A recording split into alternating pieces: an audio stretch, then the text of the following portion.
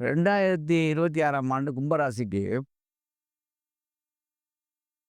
ஒரு யோகமான ஆண்டாக இருந்தா கூட, உங்களுடைய அந்த புத்தி கோணலால் பேராசை பெருநஷ்டம் அந்த அடிப்படைக்கு வந்துடக்கூடாது நீங்க. ஏன்னா, உங்களுக்கு பேராசை எழும் ஆண்டாக இது இருக்கு. இருப்பதை கொண்டு சிறப்பா வாழ்ந்தீங்கன்னா பிரச்சனை இல்ல. பேராசைப்பட்டீங்கன்னா சிக்கல்.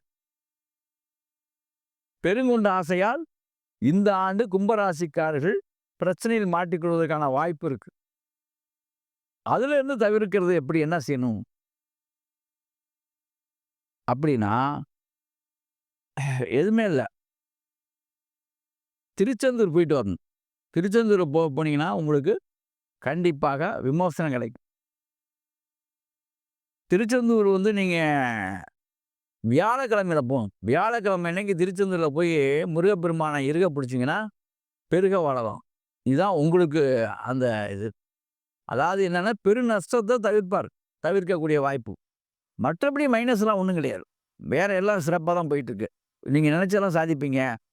அந்த சாதிச்சத இப்ப ஒரு ரூ. 5,00,000 சம்பாதிக்கிறீங்க. ஒரு ரூ. 5,000 சம்பாதிக்கிறீங்க. அது வேஸ்ட்டா செலவாயிறக்கூடாது. அதுக்கு சொல்றேன். உங்களுடைய உங்களுடைய எண்ணத்தாலேயே அதையும் விட்டுருவீங்க. அந்த மாரி ஒரு தன்மைகள் இருக்கக்கூடிய ஆண்டா இருக்கு.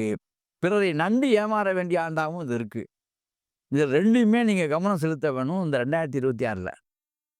வெளிநாடு போக்குவரத்து அதெல்லாம் சிறப்பா நடக்கும். வெளிநாட்டு பயணம்லாம் இயற்கையாக வரும். எப்படி இருந்தாலுமே, நீங்க பெருங்கொண்ட அளவிட அதாவது பேராசைப்படக்கூடாது. எங்கேயுமே, எதுக்குமே. Limit right. ஓகே.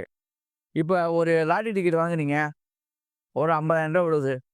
திரும்ப போய் ரூ. 25,000 வாங்குறது. திரும்ப அடுத்து 20 அது 50 விட்டுறது.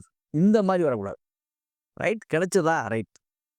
அப்படி இதுதான் பேராசையை தவிர்க்கக்கூடிய ஆண்டாக 2026 அமையுது. அதே மாரி கல்யாணம், காட்சி, குடும்பம், வேலை வாய்ப்பு எல்லாத்துலயுமே சரி.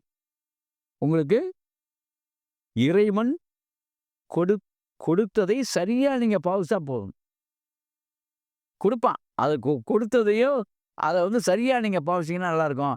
அதுல இன்கிரீஸ் ஏதாவது பண்ணணும். உங்க மூளைய வேலை செஞ்சு இப்ப தொழில் செய்றீங்க. சம்மந்தம் இல்லாம அத மாத்தணும், இத மாத்தணும்னு நெனச்சீங்கன்னா மாட்டிக்குவீங்க. மொத்தத்துல இருக்கிறத வச்சு சிறப்பா ஓட்டக்கூடிய ஆண்டாக இந்த ஆண்ட வச்சுக்கிட்டீங்கன்னா, சிறந்த ஆண்டு உங்களுக்கு. சரியா? ஆக கும்பராசி மெய்யன்பர்கள் திருச்செந்தூருக்கு சென்று வருவது நல்லது. இந்த ஆண்டு சுமாரான ஆண்டாகத்தான் உங்களுக்கு இருக்கு. மற்றபடி உங்களுடைய பேராசை தான் உங்களுக்கு பெருநஷ்டத்த குடுக்கும். அது சின்ன பிள்ளையிலேருந்து பெரிய ஆள் வரைக்குமே கும்பராசிக்காரங்களுக்கு இந்த படிக்கணும்னு ஆசைப்படுறேன். அப்புறம் படிச்சுக்கலாம், அப்புறம் படிச்சுக்கலாம் போகக்கூடாது. சின்ன பிள்ளைகளுக்கு சொல்றேன். இந்த கல்லூரி மாணவர்களுக்கு சொல்றேன். அப்புறம் எழுதிக்கலாம். அந்த மாரி போவாதீங்க. அந்த சோம்பேறித்தனத்த குடுக்கும். அதே மாரி இது நாளைக்கு பார்த்துக்கலாம்னு நெனைக்காதீங்க. எந்த ஒரு முயற்சியும் அதே மாரி வேலைக்கு அப்ளிகேஷன் போடுறத இன்னைக்கு இருந்தா நாளைக்கு போட்டுக்கலாம் அப்படின்னு நெனைக்காதீங்க. அந்தந்த வேலையை அவ்வப்பொழுதே செய்து கடுமையாக முயற்சி செய்யுங்கள்.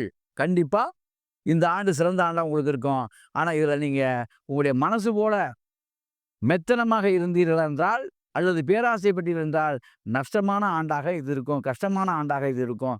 ஆகவே இஷ்டமான திருச்செந்தூர் முருகப்பெருமானை வணங்கி வாழ்க்கையில் வெற்றி பெறுங்கள். 26ஆம் ஆண்டு உங்களுக்கும் இனிய ஆண்டாக மலரும். அற்புதம், ஆனந்தம்.